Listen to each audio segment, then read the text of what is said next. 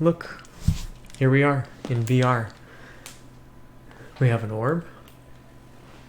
That was just a little teaser that I put together earlier today just to remind myself and others that we are heading towards having an open world, having some voxel terrain, in addition to all these programmable orbs that we are generally working with on our Twitch stream.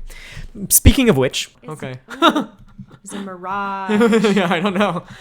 This feels like a cool light show. Yeah. Like a laser show or something. Today we ran into a crazy physics bug where the anchors between orbs, imagine my hands are orbs here, there's an anchor line, or maybe you can imagine it like a magical rubber band between the two.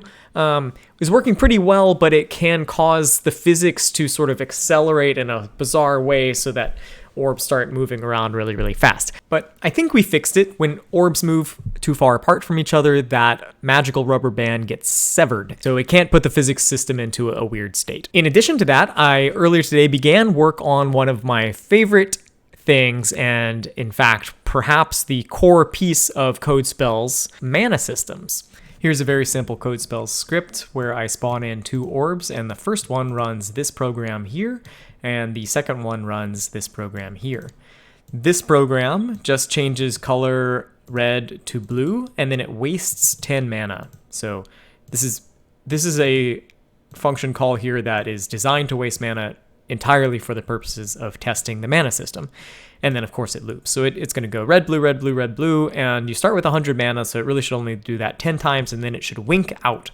And this one right here does not waste mana, but it calls force. Force applies a force in a certain direction, and I have it costing right now 1 mana. We'll probably change that. A lot of this stuff is going to need balancing later, but just to start with, this is my test. There we go. Spawns in.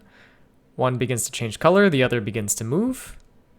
And that one ran out of mana very quickly. This one is expending mana more slowly, but should soon run out as it moves around randomly and eventually winks out. And in closing, just as I said at the beginning, remember that all of what we're doing in these small self-contained worlds that we show on our Twitch stream is functionality that can be ported over to large open worlds as well. So I leave you with this. And let's hurl the orb into the abyss for now.